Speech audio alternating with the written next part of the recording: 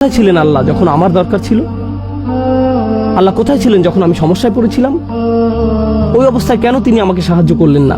মানুষ এই ধরনের প্রশ্ন করে। আপনার মনেও কখনো কখনো এই ধরনের প্রশ্ন আসে। আমি আল্লাহর বিদ্রোহ করতে পারি, আল্লাহ আমার আত্মাকে সুযোগ দিয়েছেন আল্লাহকে ভুলে যাবার, যা খুশি তা করার, যা খুশি তা বলার, যেভাবে খুশি টাকা উপার্জন করার, যেমন খুশি রিলেশন করার, শুক্রবার রাত যেমন খুশি কাটানোর। ইউরসিলু আলাইকুম হাফাজা, তিনি তোমাদের জন্য প্রতিরক্ষাকারী ফেরেশতা পাঠান সব সময় আপনাকে নিরাপত্তা দেওয়ার জন্য।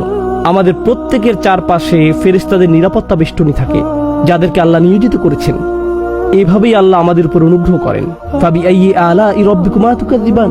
আর এজন্যই আল্লাহ আযজা ওয়া জাল্লা পরের আয়াতে বলছেন, এটাই আজকের খুতবার আয়াত যা আমি আপনাদের সাথে শেয়ার করতে চেয়েছিলাম। ইয়াসআলুহু মান ফিস সামাওয়াতি ওয়াল আরদ কুল্লা ইয়াউমিন হুয়া ফি শাআন। আকাশ এবং পৃথিবীর প্রত্যেকেই তার কাছে চাইছে। আকাশ এবং পৃথিবীর প্রত্যেকেই তার কাছে চাইছে। আসুন প্রথমে এই অংশটা বুঝি।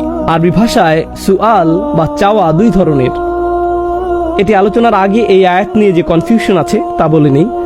আল্লাহ বলেছেন প্রত্যেকেই তার কাছে চাইছে। ফেরেশতারা তার কাছে চায়, পশু পাখিরা তার কাছে চায়, আমরা তার কাছে চাই। কিন্তু কেউ এসে বলল, আমি একজন নাস্তিককে চিনি, সে আল্লাহর কাছে কিছু চায় না। আমার একজন বন্ধু আছে যে ধার্মিক নয়, কখনো আল্লাহর কাছে কিছু চায় না।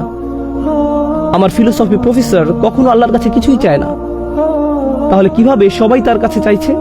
এই জন্যই আপনাকে বুঝতে হবে আরবিতে চাওয়া শব্দটির দুটি অর্থ রয়েছে।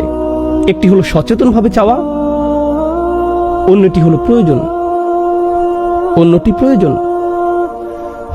ওয়া আম্মা সাইলা ফালা তানহার, যে চায় তাকে অবজ্ঞা করো না। এর অর্থ এটাও, যার প্রয়োজন আছে তাকে অবজ্ঞা করো না। এমন অনেক মানুষ আছে যারা অভাবী, কিন্তু তারা চায় না, কাকুতি মিনতি করে না। আর তারা না চাইলেও তাদেরকে আপনার দিতে হবে। আয়াতের অর্থ হলো আকাশের সবকিছু এবং পৃথিবীর সবকিছুরই প্রয়োজন রয়েছে, আর তারা সেই প্রয়োজন পূরণে আল্লাহর মুখাপেক্ষী। একজন অবিশ্বাসী, একজন বিদ্রোহী মুসলিম, অথবা এরকম কেউ যে জানে যে সে খারাপ কাজ করছে যা তাদের করা উচিত না, আল্লাহ তাদেরকেও দিতেই থাকেন, দিতেই থাকেন আর দিতেই থাকেন। আপনাদের ভিতর যিনি 5 ওয়াক্ত নামাজ পড়েন, আর যিনি মোটেই নামাজ পড়েন না, আর যিনি এই বছর আজকেই প্রথম জুমার খুতবা এসেছেন, আপনাদের সবাইকে আল্লাহ দেন। আপনাদের মধ্যে এমন কেউ নেই যাকে আল্লাহ দেন না। আমাদের সবার ফুসফুসি আল্লাহ বাতাস দিয়ে পরিপূর্ণ করে দেন। আমাদের সবার হৃৎপিণ্ডই আল্লাহ সচল রেখেছেন। আমার হৃৎপিণ্ড যেটি বিট দিচ্ছে, পরবর্তী বিট দেওয়ার আগে এটি আল্লাহর কাছে দোয়া করে, ইয়া আল্লাহ, আমি কি আরেকটি বিট দিতে পারি? তিনি এটাকে অনুমতি দিচ্ছেন। এই হৃৎপিণ্ডের অনুমতি প্রয়োজন। আমার শরীরের প্রতিটি ধমনীর অনুমতি প্রয়োজন। এর প্রয়োজন আল্লাহর অনুমতি। আর আল্লাহর অনুমতি ছাড়া মা তাসকুতু মিন ওয়ারাকাতিন, গাছের একটি পাতাও পড়বে না, যতক্ষণ পর্যন্ত না তিনি অনুমতি দেন। আমার শরীরের একটি কোষও নড়বে না তার অনুমতি ছাড়া। আমি আল্লাহর বিদ্রোহ করতে পারি। আল্লাহ আমার আত্মাকে সুযোগ দিয়েছেন আল্লাহকে ভুলে যাবার, যা খুশি তা করার, যা খুশি তা বলার, যেভাবে খুশি টাকা উপার্জন করার, যেমন খুশি রিলেশন করার, শুক্রবার রাত যেমন খুশি কাটানোর, শুক্রবার দিনে আলহামদুলিল্লাহ আল্লাহ যেমনটি চান আপনি তেমনটি কাটিয়েছেন। শুক্রবার রাতটি এবার শয়তানকে দিয়ে দেন। ছুটির সময়টাকে পরিপূর্ণ করেছেন, দুই দিক সমান করেছেন। কিন্তু আল্লাহ বজ্রপাত দিয়ে শাস্তি দিচ্ছেন না। আল্লাহ আপনাকে টেনে হিঁচড়ে মসজিদে নিয়ে আসছেন না। তিনি পারতেন যদি তিনি চাইতেন। তিনি আগে অনেক জাতিকে সোজা করেছেন। তিনি আপনার এবং আমার সাথে তেমনটি করছেন না। কোন হাত যখন চুরি করে এটি প্যারালাইজড হয়ে যাচ্ছে না। কেউ যখন ব্যভিচার করছে তখন তার হার্ট অ্যাটাক হচ্ছে না। যখন কেউ হারাম খাচ্ছে সে স্টমাক ক্যান্সারে আক্রান্ত হচ্ছে না। আল্লাহ তেমনটি করছেন না। তারা খেয়েই যাচ্ছে আর তারা হাসি আনন্দ করছে। তাদের প্রত্যেকেরই প্রয়োজন রয়েছে। ইয়াসআলুহু মান ফিস সামাওয়াতি ওয়াল আরদ। তারপর তিনি আপনাকে এবং আমাকে বলছেন, কুল্লা ইয়াউমিন হুয়া ফি শান। প্রত্যেকটা মুহূর্ত, প্রত্যেকটা দিন। ইয়াউম শব্দটি এখানে মুস্তালাহ লি জামিআল আওকাত।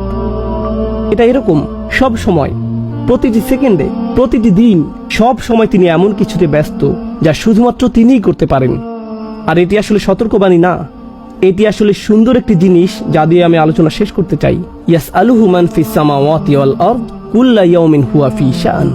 ভাবুন তো, আমি একজন শিক্ষক। ধরুন আমি পড়াচ্ছি 50 জন ছাত্রকে। তাদের একজন আমাকে একটা প্রশ্ন করলো, তাদের একজনের এক্সট্রা হেল্প প্রয়োজন। একজন বলল তার একটা সমস্যা আছে, একজন বলল তার একটা কনফিউশন আছে, আমি একজনকে দিলাম 5 মিনিট, আরেকজনকে দিলাম 5 মিনিট, আরেকজনকে 5 মিনিট। আমি যদি তাদের সবাইকে 5 মিনিট করে দেই, যোগ করলে হয় 250 মিনিট। ততক্ষণে আমি শেষ। আমি পারবো না তাদের সকলকে এক্সট্রা সময় দিতে। যদি আমি দেইও, যদি আমি প্রত্যেককে 5 মিনিট করে দেই, তারা সবাই অভিযোগ করবে আমি মাত্র 5 মিনিট সময় পেয়েছি। আমি তাদের সবার অনুরোধের খেয়াল রাখতে পারি না, আমি তাদের সবার প্রশ্নেরও জবাব দিতে পারি না। তাদের কোনো কোনো প্রশ্ন আমার ক্ষমতার বাইরে, তাদের কোনো কোনো অনুরোধ অথবা প্রয়োজন আমি পূরণ করতে পারি না। কেউ এসে বলতে পারে আমি আপনার কাছে 3 ঘন্টা সময় চাই, আমি বলবো সরি, আমার কাছে আপনাকে দেওয়ার মতো 3 ঘন্টা সময় নেই। যদি দিতে পারতাম ভালো হতো। যখন অনেকে আপনার কাছ থেকে দাবি করে, আপনি আসলে এটা তখন বুঝতে পারবেন যখন অনেক বেশি মানুষ আপনার কাছে চায়।